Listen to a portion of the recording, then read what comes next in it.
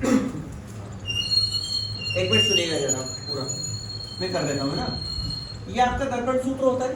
दर्पण सूत्र की ये परिभाषा थी कि किसी दर्पण के लिए उसकी फोकस दूरी स्मॉल f, वस्तु की दूरी स्मॉल u और प्रतिबिंब की दूरी स्मॉल v में संबंध बताने वाले सूत्र को अपन बोलते हैं दर्पण सूत्र। दर्पण सूत्र होता है 1/f बराबर 1/b प्लस 1/u। क्लियर है सर? अब ये हम अवतल दर्पण के लिए भी कर सकते हैं और उत्तल दर्पण के लिए भी।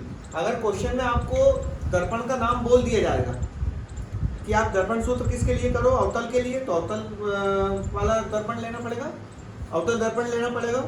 और यदि बोल दिया जाए कि आप उत्तल दर्पण के लिए करो तो फिर उत्तल दर्पण लेना पड़ेगा। तो अभी तो हम ये ऐसा बोला नहीं गया है, कौन सा ले रहे हैं यहाँ पर, अवतल दर्पण। अवतल दर्पण जिसका परावर्तक पृष्ठ अंदर की ओर झुका हुआ है। अब इसके सामने हमने एक वस्तु AB को रखा हुआ है।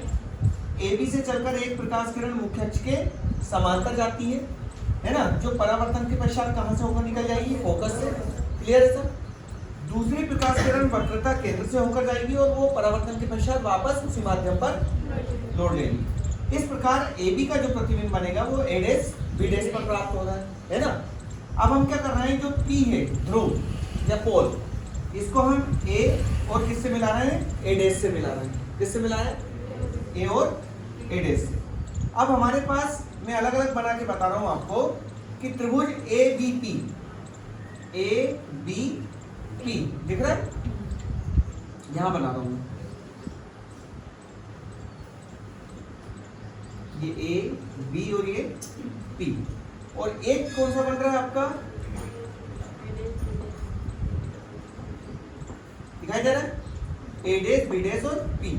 इसमें क्या लगा रहे हैं अपन, समरूपता प्रमेय। समरूपता प्रमेय क्या होती है, ऐसे दो त्रिभुज जो समरूप है ना, उनकी संगत भुजाएं समान अनुपात में होती है, उनकी संगत भुजाएं समान अनुपात में। तो मतलब देखो, इसकी संगत भुजा इसके संगत कौन सी भुजा हो जाएगी, ये, तो ये क्या हो जाएगा, AB बटे A डैश B डैश, होगा नहीं होगा। और ये A डैश B डैश, तो ये बाकी क्या ले लेंगे अपन, PB बटे PB डैश, है ना। अब यहाँ पर एक सवाल ये आता है जो अपन ने 10th में सोल्व कर चुके हैं कि क्या इसको हम A डैश B डैश बटे AB लिख सकते कि नहीं लिख सकते, लिख सकते हैं, है ना। लेकिन फिर आपको यहाँ पर भी क्या करना पड़ेगा, PB डैश बटे PB लिखना पड़ेगा। मतलब कहने का ये कि पहले अगर बड़े वाले त्रिभुज की भुजा ली है तो दोनों टाइम आपको बड़े वाले त्रिभुज की लेनी है। अगर पहले ऊपर मान लो छोटे वाले त्रिभुज की भुजा ली है तो दोनों टाइम आपको क्या करना पड़ेगा, छोटे वाले त्रिभुज की। अगर ये समझ में, मतलब अगर आप इसको A डैश B डैश बटे AB लिखोगे तो फिर आपको PB डैश को कहाँ लिखना पड़ेगा, ऊपर, है ना, इसकी भुजा को पहले लिखना पड़ेगा। एक चीज और ध्यान रखना है, क्योंकि हम सारी दूरियां कहाँ से मापेंगे, ध्रुव से, तो मतलब P अपना पहले लिखना चाहिए, लिखते समय अपन इस बात का ध्यान रखते हैं, है ना। वैसे इसको PB को हम BP भी लिख दें तो कोई गलत नहीं है, सही है। लेकिन चूंकि P से माप रहे हैं, अपन ने चिन्ह परिपाटी में बोला है कि सारी दूरियां कहां से मापेंगे, ध्रुव से मापेंगे, इसलिए अपन ने क्या करा है कि P को अपन क्या करते हैं, पहले लिख लेते हैं। तो हमारे पास ये दोनों त्रिभुज दिख रहे हैं कि नहीं दिख रहे हैं, समरूप, ठीक है।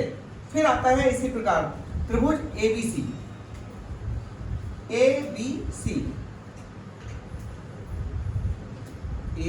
B और C। फिर क्या है आपका,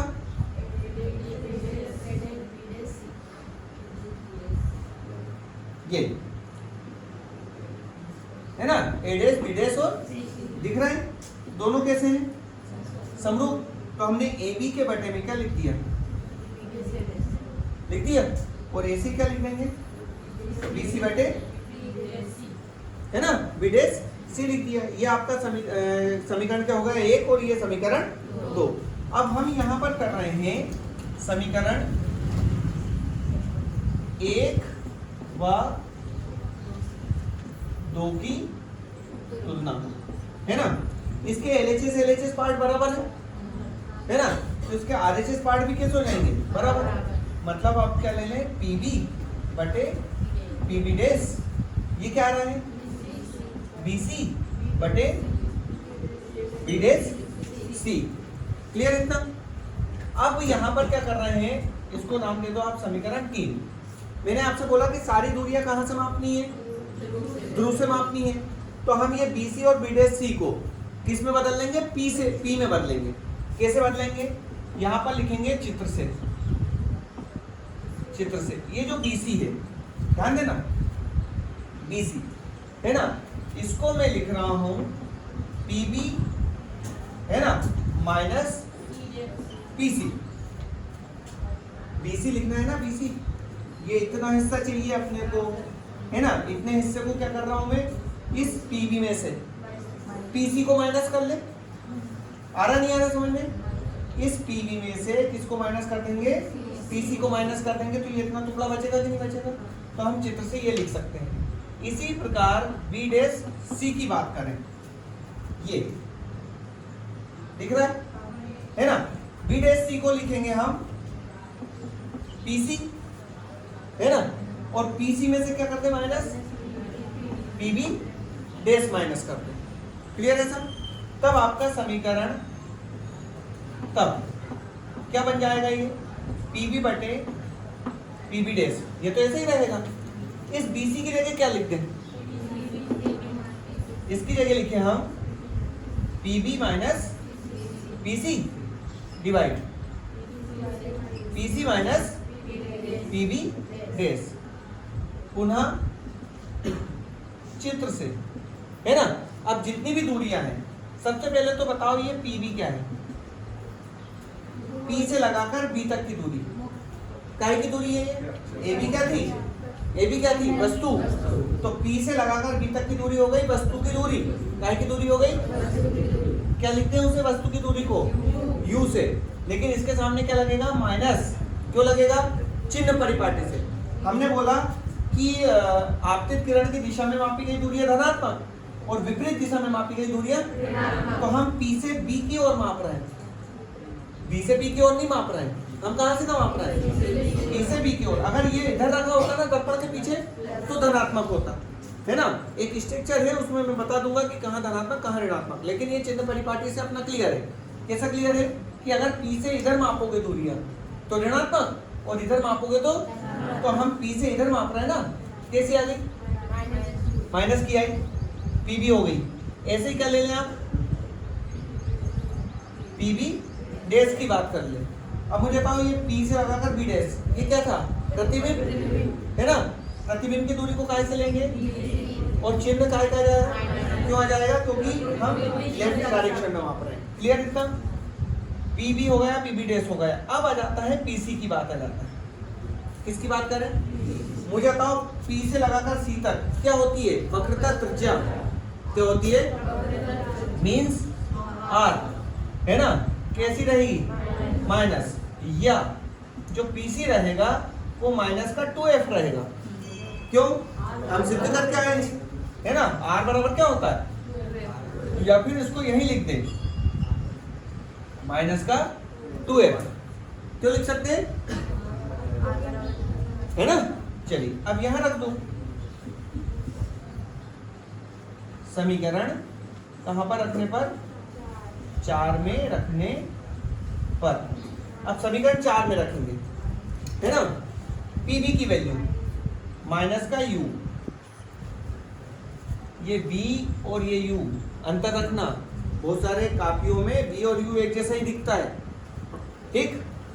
तो ये माइनस का U, नीचे माइनस का V बराबर PB माइनस का U, फिर माइनस 2F माइनस का 2F, है ना। क्योंकि अपने को वो जो सूत्र करना है उसमें R का ही नहीं दिख रहा है, अपने को क्या दिख रहा है, F क्या दिख रहा है। तो उस R को अपन किस में बदल देंगे, चलिए। फिर आ जाता है नीचे PC माइनस का 2F, फिर माइनस, फिर PB' माइनस का V। क्लियर, ये माइनस से माइनस कैंसिल हो गया, U बटे V बचा। यहां पर आ जाओ, माइनस U और ये प्लस का 2F, यहां पर माइनस का 2F और प्लस का V। अब इसका करेंगे हम त्रिक गुणा, है ना। तो त्रिक गुणा करो तो इसका इधर कर लें पहले, माइनस का 2uf है ना, फिर प्लस का uv बराबर, अब इधर क्या होगा, अब इधर का माइनस का uv और प्लस का 2vf। क्लियर है सर? चलिए आगे बढ़े अपन। uf और ये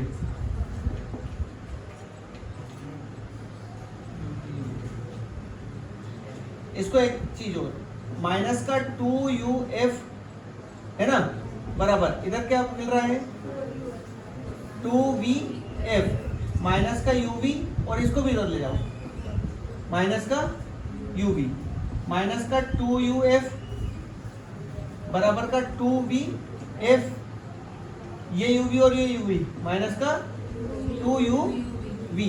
क्लियर है सर? अब दोनों पक्षों में 2uvf से भाग देने पर, मतलब हम 2 को ऐसे हटा भी सकते हैं। मुझे ये बताओ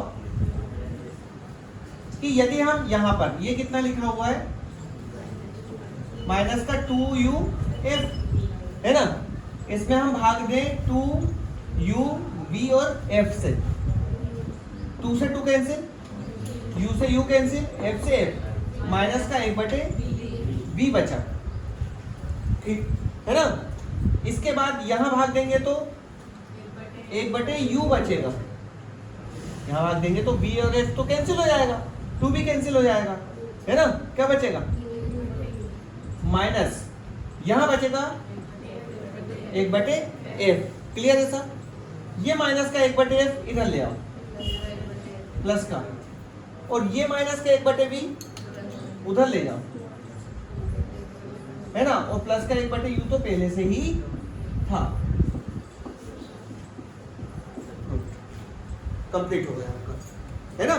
बड़ा ही सरल कॉन्सेप्ट है, थोड़ा सा यहाँ ध्यान देने की जरूरत है, बाकी सब हो जाएगा।